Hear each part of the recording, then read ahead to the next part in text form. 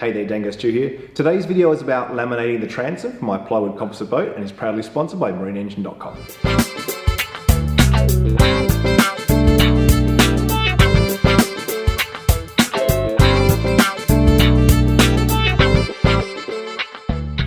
Before we get started with that though, I've got another viewer t-shirt photo. This one here is Anthony Brown in front of his boat and he's from Stockton-on-Tees in the UK. Thanks Anthony. This video is going to be about more than just laminating the transom. I like to give them a topic so that you can sort of search for it if you're doing a boat build like this, but there's also a few things I want to fix up in the boat before I push on, so I'll be showing you that as well. We'll do the gluing for the transom first though, and then we can look at the other stuff while that's drying. These are the two bits of ply for the transom. So these are 9mm ply, so the transom's going to be 18mm thick, and then there's also a doubler where the outboard goes eventually, so there'll be 2 more bits of ply. So 18mm thick for the full transom, and then 36mm thick where the outboard is. Well, plus glue, plus glass, so probably getting up over 40 towards 50 actually. Before we install this transom, we need to laminate them together, just glue them together essentially. So what we'll do now is we'll head over to the bench and we'll make up a mixture of epoxy specifically for doing this job. First step, I'm just going to get some resin and hardener and we'll mix that thoroughly before we put the cabousel in. Not sure how much I'm going to need to do this, so I think I'll do 5 pumps on each and see how it goes. To mix this up, I'm actually going to use these West System 804 sticks. The great thing about these is they're reusable, so you can just crack the epoxy off again later. But the main reason I'm using them is they've got a square edge to them. So you can get into the corner of the mixing bowl a little bit better. I think if you're using a round end sort of paddle pop stick, tongue suppressor type thing, you've just got to be really careful to get it in sideways. Otherwise you'll leave unmixed resin in the corner of the bowls. So when it comes to adding the cabousel to this, we're after that sort of jelly consistency, that jam consistency. And the reason for that is we need it so that it's a glue, it's a bit thicker than a resin, so it'll fill a few of the gaps, but it needs to be thin enough that when we clamp this down, it'll actually squeeze out rather than getting trapped inside as lumps or air bubbles, that kind of thing. Mark mentioned in the previous video on the pace and butt joins that perhaps the glue there was a little bit thin still, that perhaps that's closer to the consistency I would want for this laminating, and I would actually want to go even thicker again, more towards the peanut butter consistency for gluing. So I'll definitely take that advice on board when we do this and keep that around that same jelly consistency.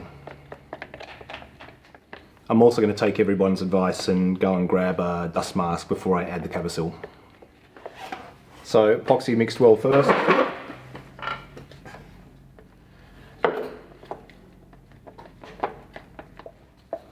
This cabousel actually seems a little bit lumpy. I don't know if it's worth maybe even getting one of those sort of flour sifters or something to put it through first. Might help make a better mix. Something I might look into. It's still pretty runny at the moment, so just keep adding more cabousel. I think this is the consistency I'm going to go for. It's, you know, staying on the stirrer mostly, but certainly not up to that sort of peanut butter thickness. So I think this is about right. Alright, well I'll grab an applicator, then we'll head over to the transom and see if I've made enough.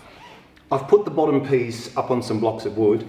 That way when we put the glue on and put the other piece on, we can use wood screws to clamp it together without those screws hitting the ground. Alright, got the drills, screws, I think we're good to go.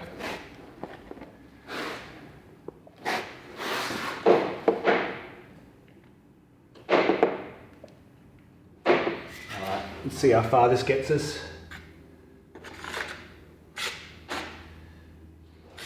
I think the answer to that question is not very far at all. I think I've probably got 40% what I need, so that was 5 pumps. So I'm going to do another 6 or 7 pumps to be on the safe side quickly before this goes off. You can see why I opted for the slow hardener on the first boat. I think it sort of gives you time to make these kind of little mistakes and hopefully not pay too high a price for it. The other thing worth noting is that you kind of think of glue as if you spread it, it's going to dry faster. But it's my understanding with epoxy, if it's spread out thin, it'll actually go off slower, because if it's kept in a container like this, the heat doesn't dissipate and it gets hot very quickly. This has only taken 5 minutes to mix up anyway, so I'd rather do this than end up with twice as much as I need. This is all of the last of the glue now. So I'm just going to skim it really gently, just to try and keep a reasonably thick layer on. Also worth noting, I guess, if you've bought like a BC grade timber, you're going to want to laminate them with the both the good sides facing outwards. But in the case of this marine ply, both sides are pretty even. Alright, just having a look around now. Where it's whiter, I'm presuming it's a thicker coat, and where it's clear, I'm presuming it's a bit thin, so I'll just even it up a little bit. Alright, I think we'll call that done.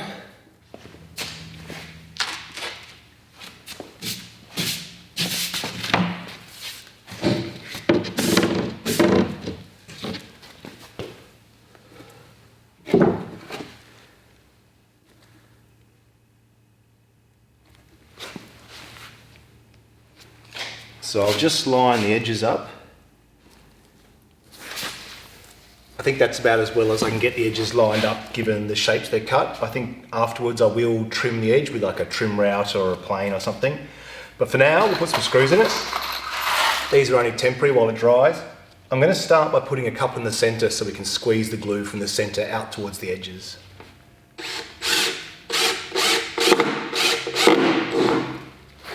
These screws are good for this because the shank at the top after the thread is longer than the top bit of ply is thick. If you don't have that, screws won't pull two bits of wood together. They'll just go through and they'll stay at their same distance apart. But if you have the smooth shank at the top, it will actually clamp the two bits of wood together.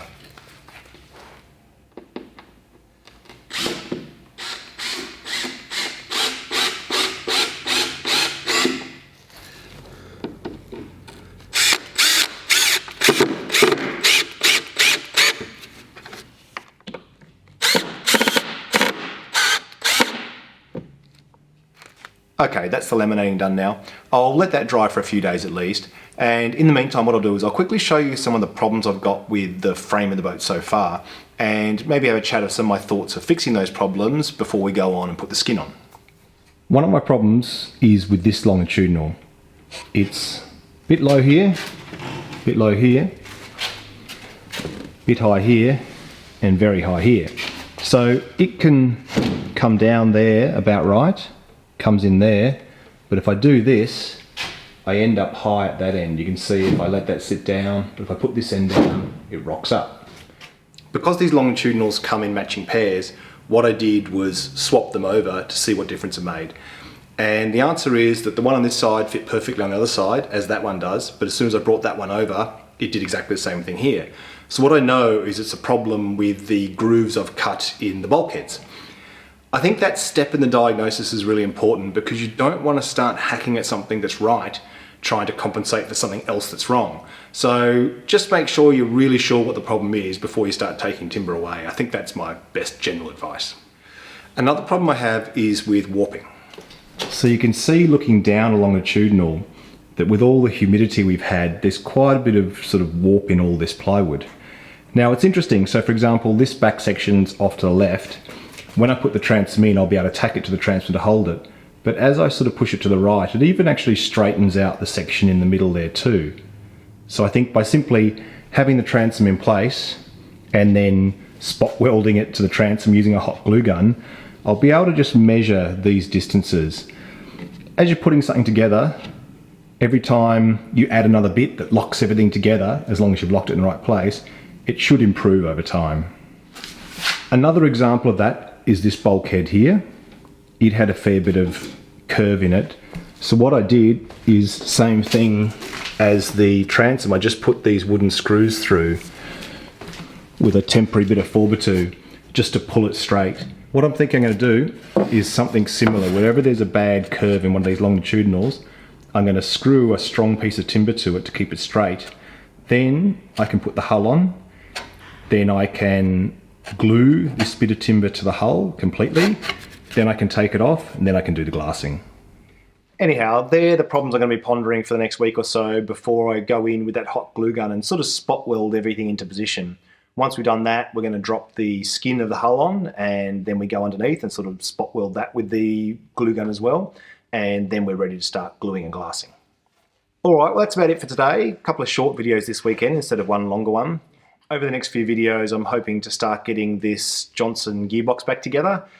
I was reading through the service manual on the procedure, and every second word is get special service tool XYZ, so I don't think it's going to be straightforward. I certainly don't want to buy all those tools just to do this one job, but we'll see how we go. Alright, well take care and I'll catch you then. See ya.